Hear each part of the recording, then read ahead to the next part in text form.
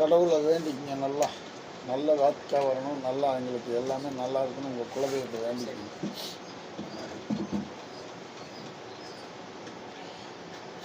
ஹரி ஓம்.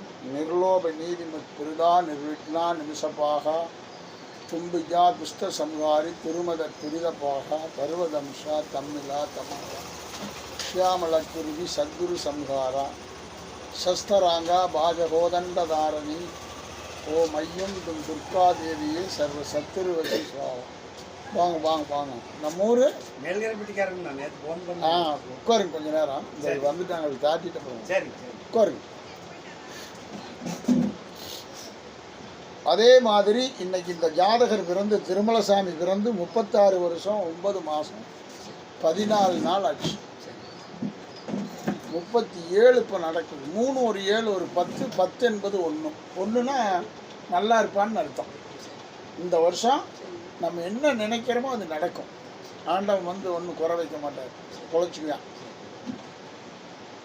வீட்டை கட்டுறதோ நிலத்தை வாங்குறதோ தொழிலை பலப்படுத்துறதோ குழந்தைகளால் ஒரு மன மகிழ்ச்சியோ இப்படிப்பட்ட ஒரு சிறப்பு பெற்ற பலன் திருமலசாமிக்கு ஆரம்பமாயிடுச்சு. பயப்பட வேண்டியதில்லை, பொழைச்சிக்குவான். உங்களுக்கும் கஞ்சி ஊற்றிடுவான். அதே மாதிரி இந்த ஜாதகனுக்கு இன்னைக்கு நடக்கிற திசை என்னன்னா 4ஆம் திசை முடிஞ்சு இப்போ 5ஆம் திசை நடக்குது, சந்திர திசை. சந்திரன் என்பவர் திருப்பதி வெங்கடாசலபதி, திருப்பதியில் இருக்கக்கூடிய வெங்கடாசலபதியினுடைய திசை நம்ம மகனுக்கு நடக்குது. அப்போ எப்படி இருக்கும்? அருமையாக இருக்கும், பார்க்கவே செலவில்லை.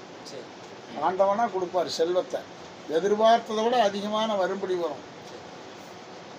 அதே மாதிரி இந்த ஜாதகத்திற்கு இன்னைக்கு சந்திரதிசை குருபுத்தி நடந்துட்டு இருக்குது. குரு நல்லவரா கெட்டவரான்னா குருவும் நல்லவர்.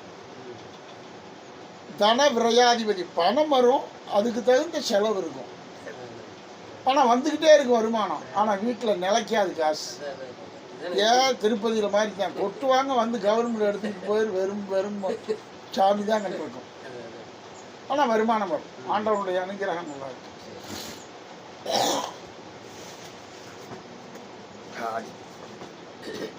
அதே மாதிரி இந்த ஜாதகத்திற்கு 4ஆம் பாவகாதிபதி உச்சத்தில் போய் உட்கார்ந்ததுனால வெகு தூரம் சென்று வெகு செங்கலி பூட்டி வெகுஜன பிரியனாய் வாழ்வான். அப்போ இந்த ஜாதகனோட பிறந்த இன்னொரு சகோதரனும் வரணும். சகோதரின்னு வராது, பொம்பளை புள்ள வராது. எத்தனை பிறந்தாலும் பையன்தான்.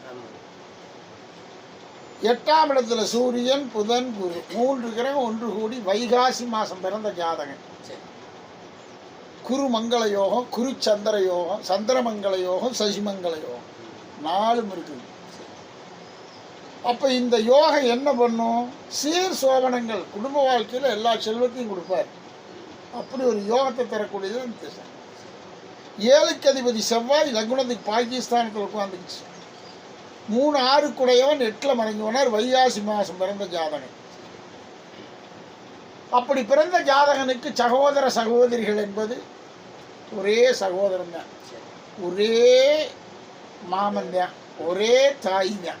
அங்கே அதிகம் வராது. அப்போ தானின்ற தகப்பன் வழி 4 வராகும். அப்போ கூட பிறந்தது 4 பேர் வரணும். அதில் அத்தைகள் 2 வரும். அப்பன் இருக்கு, இன்னொரு அப்பனும் வரும். சீவனத்தை ஓட்டிக்கலாம்.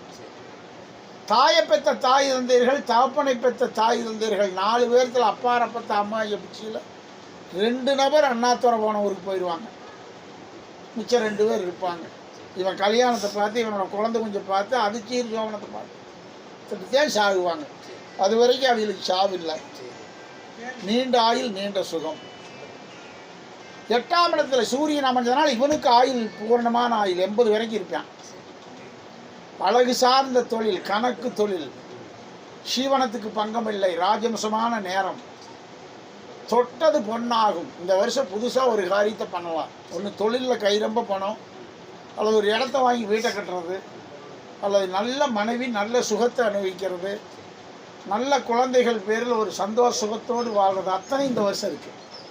வேறு என்ன கேள்வி நீங்கள் கேட்கலாம், நான் சொல்லலாம். சொன்னதில் தப்பு இருந்தால் தப்புன்னு சொல்லணும், ஊமையான உட்காந்துட்டு கூடாது.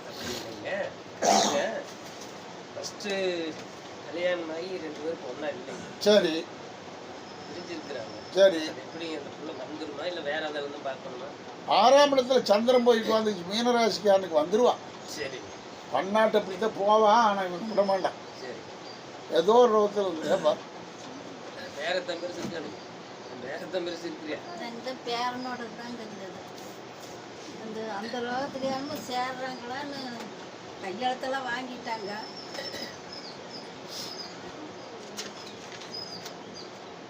வேண்டாம்னு கையெழுத்து வாங்கிட்டாங்களாங்க. ஆமாங்க. எந்த கையெழுத்து வாங்கினாலும் பலபடியும் வருவா, அதுக்கான பண்ணுறோம். வந்து இருக்கிறது நல்லது தானுங்க.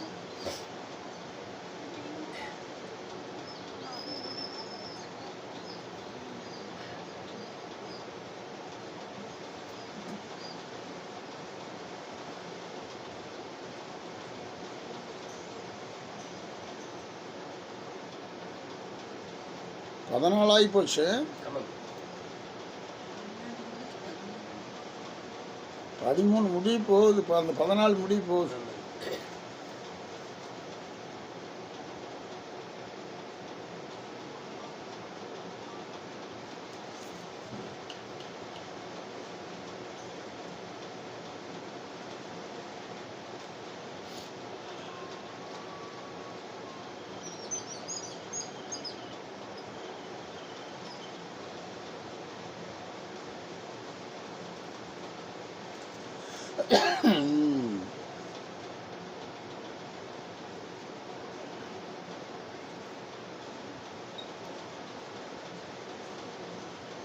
இதுவரைக்கும் ஒற்றுமையா இருந்திருந்தா ஆரோ ஒருத்தர் மண்டை போட்டிருப்பாங்க.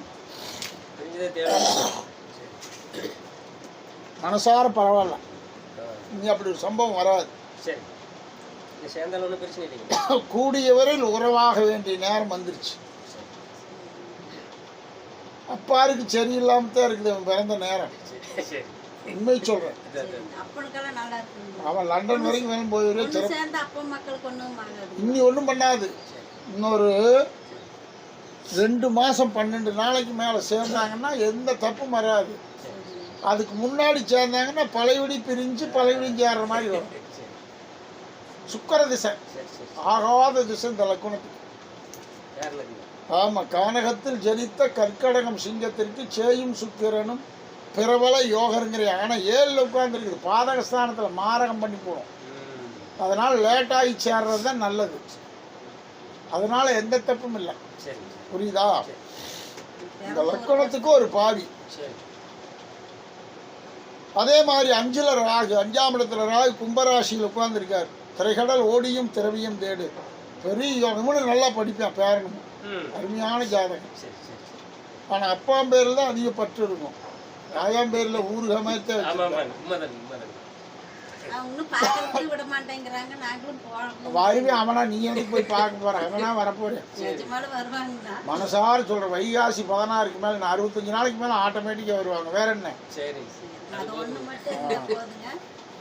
வேற இதுல அவ்வளவுதானே. தொழிலுங்க என்ன இருக்கு? தொழில் மங்காதுன்ட்டு இல்லை, தொழிலை பத்தி கவலைப்படாத. தொழில் தான் சூப்பர். போற இடத்துக்கு 2 மாசத்துக்கு போறாங்க, மறுக்க 2 மாசம் வேற. அது இன்னும் 60 நாளைக்கு அப்படித்தான் இருக்கும். ஒரு நிலையா சொல்ல முடியாது. ஆகாத திசை. இன்னைக்கு இருக்கிறது கம்பெனி நல்ல கம்பெனி தான். ஒன்று நினச்சி நிற்கணும்.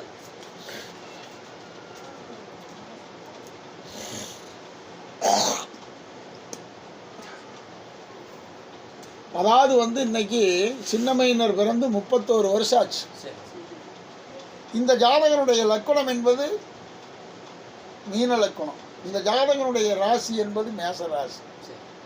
மேசத்தில் 6 பிறந்தாலும் தேசம் ஆழ்வான். அதுலேயும் பட்டிக்காட்டில் பிறந்தவன் பட்டணத்தில் தான் ஜீவனம் பண்ணணும். நம்ம பொட்டக்காட்டு இருந்தாலும் சேவனம் பண்ண மாட்டாங்க, வெளியுலகங்கள் தான். அதே மாதிரி 4ஆம் திசை, இதுலேயும் அந்த சந்திர பகவான் திசை தான். எப்படி இருக்கும்?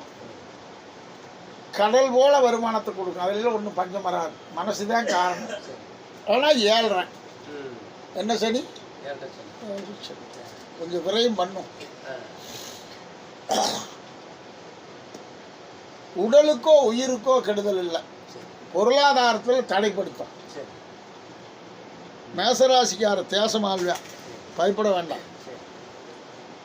அதே மாதிரி லக்னாதிபதிக்கு 10ல் சுக்கரன் காணும் லக்குணன் 4 10 தோணு சுக்கரன் புந்தி இருந்திடில் பானுவை கண்ட பனி போல் நீங்குமே மற்ற கிரகத்தின் தோஷங்கள் எல்லாம். என்ன கிரக தோஷம் இருந்தாலும் அது விலகி ஒரு நல்ல பலனை தரக்கூடிய திசை தான் இப்போ நடக்குது. சந்திர திசையில் சந்திர புத்தி, தன் திசை தன் புத்தி. லக்குணத்துக்கு 5 குடையவன் சந்திரன், ராசியாதிபதி 4 குடையவர், அவர் மேஷத்தில் உச்சம், நல்ல இடத்துல இருக்கார். அப்போ ஏதோ ஒரு ரூட்ல இவனுக்கு பொருளாதார பஞ்சம் வராது. வெகு தூரம் சென்று வெகு செங்கலை பூட்டி வெகுஜன பிரியனாய் வாழ்வான். வெளியுலகங்களில் தூரத்தில் போய்த்தான் ஜீவனத்தை ஓட்டுவான். பக்கத்தில் உட்கார்ந்து ஓட்டுறவன் நல்லா. ஆனால் எந்நேரம் பணம் அது பாட்டுக்கு வரும். நல்ல விசாரம் ஆயிடுச்சு. சந்திரன் ஒருவனே காரண கருத்தான். 4 குடையவனா போனவன் நல்லது செய்யும். அவன் இந்த 7 ஒன்றும் பண்ணாது. மீனலக்குணக்காரனை சனி ஒன்றும் பண்ணாது. குருவீடு, குருவை போய் எது பாதிக்கும். அதே மாதிரி இவனுக்கு 3/8 மேலே தானப்பா 5/8 சின்னவனுக்கு 58 வரைக்கும் நீங்கள் 2 பேர் இருப்பீங்க. சஞ்சூமலையிலும் தள்ளினால் சாவில்லை, நீண்ட ஆயுள். வேற என்ன? கல்யாணத்துக்கு 7ஆம் பாவகாதிபதி புதன் 9ல் உட்கார்ந்துருக்கு. பொண்ணு தானா வருது செய்ய. ஆனால் 8ஆம் இடத்துல ராகு, வர்ற பொண்ணுக்கு ராகு கேது இருக்கணும். இல்லாத செஞ்சிட்டீங்கன்னா 6 மாதம் தான். அப்புறம் 6ஆவது மாதம் அவளும் போயிடுவான். அதனால் அவசரப்படக்கூடாது. 8ல் ராகு வேணும் வர்ற பொண்ணுக்கு. செவ்வாதோஷம் இருக்கக்கூடாது, சுத்த ஜாதகமாக இருக்கணும், ராகு கேது மட்டும் இருக்கணும். அப்படிப்பட்ட பொண்ணத்தை நீ மருமகளாக ஏற்றுக்கணும். இதுதான் விதி. வேற என்ன? மறுத்து அந்த குறிப்பு கை கிடைச்சா வாங்கிட்டு இதையும் கையில் வந்தாங்க பார்த்துக்கிட்டு அப்புறம் போய். வீடு பிரச்சனை இல்லைங்களா? வீட்டில் வந்து 5 தலைமுறைக்கு ஆகாதுங்கிறாங்க. 5 தலைமுறைக்கு ஆகாது. 5 தலைமுறை ஆயிருச்சுங்க. இந்த வீட்டில் இருக்கக்கூடாதுங்கிறாங்க. அதே மாதிரி தோட்டத்தையும் சொல்ல மாட்டேங்கிறாங்க. யாரும் தோட்டம் நல்லா தண்ணி நோயா 5 தலைமுறை ஆச்சு, தோட்டத்தை வித்துட்டு அடுத்த தோட்டத்துக்கு போகணும்னு சொல்லணும் சொல்றாங்களே. இப்ப பேரனோட 5 தலைக்கட்டு வந்துருச்சு. நல்லதுன்னு தானே. இப்போ அதில் வந்து என்ன குறை? சண்டையா தான் இருக்கு. சண்டையா தான் போயிட்டு போகுது. வம்சாவரிய ஆண் வாரிசு இருக்குது இல்ல. சண்டை வட்டுறது போறது அதெல்லாம் பொறுத்து பார்க்காம கல்யாணம் பண்ணா சண்டை தான் வரும். நீங்க அவசரப்பட்டு வீட்டுக்குள்ள இருந்தாவே சண்டை தான் வருதுங்க. பாரு, உண்மை என்னன்னா நாள் தேதி பார்க்காம அவசரப்பட்டு பொருத்தமெல்லாம் பார்க்காம செஞ்சதுனால இந்த கஷ்டம். இல்லைன்னா உங்களுக்கு இந்த கஷ்டம் வர ஜாலி பண்ணுங்க. நல்லா புரிஞ்சுக்க. அதனால கவலை வேண்டாம். யோகம் பிறந்துருச்சு, எதை வேணாலும் செய்யலாம். நல்ல திசை நல்ல நேரம் இப்போ நடக்குது. வேற என்ன டவுட்டு? தொழில் 10லேயே சுக்கரன் அல்லவா? அழகு சார்ந்த தொழில், சீவனத்தை சிறப்பாக ஓட்டுவேன். பயப்பட வேண்டாம். அதுக்கே தான் போகணும். அழகு தொழில், அழகு தொழில்னு பேர். அதான் துணிமணி ஆடையாபரணம் அழகு. அதனால அதுலேயே சம்பாதிச்சிருவேன். எப்படி எப்படி? வட்ட மேடம் மீன கும்பம் வடக்கும் கிழக்கும் யோகம். இப்படி வடக்கு கிழக்கு தான் பிடிப்பிடித்தான். தெற்கையும் மேக்கையும் இல்லை. பழனிக்கோ கொட்டந்தரமும் இல்லை. ஈரோடு வரைக்கும் பார்க்கலாம், திருப்பூர் வரைக்கும் பார்க்கலாம், தாராபுரத்து வரைக்கும் பார்க்கலாம், மூலனூர் வரைக்கும் பார்க்கலாம், மார்க்கம்பட்டி வரைக்கும் பார்க்கலாம். சரி, வடக்கு தானே, கரெக்ட் தான். எல்லாம் பார்த்து அந்த குறிப்பை கையில் கொண்டு வாங்க. ஐயா நம்மளால பார்த்து செய்யுங்க. சரி, வேற என்ன? இல்லைங்க, இப்போ ஒரு பக்கம் கேட்டோம்ங்க. பேரனுக்கும் பையனுக்கும் வந்து ஒன்றா இருந்தாங்கன்னா கடைசி வரைக்கும் பையன் ஆபத்து வரும்னு சொல்கிறாங்க. அதுக்கு தான் கேட்கணும். திசை வந்து சந்திர திசை.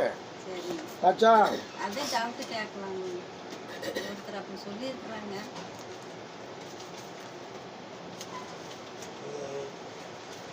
வந்து பொண்ணு சேர்ந்தாங்கன்னா இருக்க மாட்டான். அதெல்லாம் அப்படிலாம் இல்லையா? நீ நினைக்கிற மாதிரி கெடுதல் இல்லை. புரியுதா? நான் 66 நாள் போகணுமாயா? 66 நாளைக்கு முன்னாடி ஒன்று சேர்ந்தாங்கன்னா வந்துரு சிக்கல். சுக்கர திசை. அவங்க ஒன்று சொல்லுவாங்க, வேற இது கல்யாணம் முடிச்சுட்டு வந்துடுவானுங்களா? அதுவும் சொல்ல முடியாதுங்களா? 66 பார்த்து இதுலேயும் சந்திரசு இதுலேயும் சந்திரசு. திசா சந்திப்பு சந்திரசு நடக்குது. ஒற்றுமையாக இருக்கிறத பற்றி நான் தப்பு சொல்ல.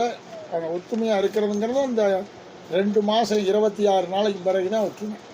அது வரைக்கும் ஒற்றுமையாக இருந்தாலும் கெடுதல் தான். ஆரோக்கிய உயிருக்கே ஆபத்து வந்து திசா சந்தி திசா அரிஷ்டம், பாதக திசை, போதக திசை, வேதக திசை, காரக திசை, மாரக திசை, மாரகத்தை உண்டு பண்ணது. அதனால வருகிற வைகாசி 26க்கு மேலே எதை வேணாலும் பண்ணுங்க, அவசரம் வேண்டாம். சரி. வேற என்ன? சின்னவனுக்கு இப்போ வரன் வந்தால் பார்த்துடலாம். ஆமாம், பார்க்கலாங்களா? குரு நல்ல இடத்துல இருக்கார், பார்த்து வச்சுக்கலாம். வைகாசியில் கல்யாணம் சரி பண்ணிக்கலாம். சரி இதான் பொண்ணு இதான் மாப்பிள்ளைன்னு நிச்சயம் பண்ண வேண்டாம், சரி. பார்த்துக்கிறதோட வச்சுக்கோங்க. சரி.